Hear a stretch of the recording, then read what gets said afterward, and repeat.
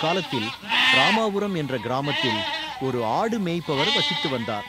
அவருக்கு கிட்டு என்ற மகன் இருந்தான். கிட்டு எப்போதும் தங்கள் தந்தையுடன் வேடிக்கையான விளையாட்டுகளை விளையாடுவான். ஒரு நாள் கிட்டுவுக்கு ஒரு யோசனை தோன்றியது. உடனே, அப்பா, அது ஒரு புலி! அப்பா, அது ஒரு புலி! என்று கத்தினான். விரைவில் அவர்களுடைய தந்தை வந்து அங்கே புலி இல்லை என்பதைக் கண்டார். பின்னர் கிட்டு சத்தமாக சிரித்துவிட்டு, அப்பா, புலி இல்லை, நான் அப்படித்தான் சொன்னேன் என்றான். அவர் அவர்களுடைய தந்தையை அப்படி 2 முறை கிண்டல் செய்தார்.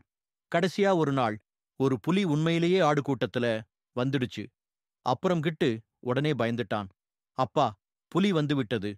அப்பா, புலி வந்துவிட்டதுன்னு கத்த ஆரம்பிச்சான். இந்த தடவை அவங்க அப்பா அவனை நம்பல. அப்புறம் கிட்டு பயந்து ஒரு மரத்துல ஏறி உட்கார்ந்துட்டான். கடைசியில புலி ஒரு ஆட்டை பிடிச்சிட்டு போயிடுச்சு. மரத்துல ஏறினதும் அவங்க அப்பா கிட்டுவை பார்த்து என்ன ஆச்சுன்னு கேட்டாரு. அப்புறம் கிட்டு என்ன நடந்ததுன்னு சொன்னான். அப்புறம் அவங்க அப்பா, புலியும் உன்னை காயப்படுத்திடுச்சு. நீ 2 தடவை பொய் சொன்னாலும் நான் நம்ப மாட்டேன். அதனாலதான் இந்த தடவை நீ வரவில்லை என்றார்.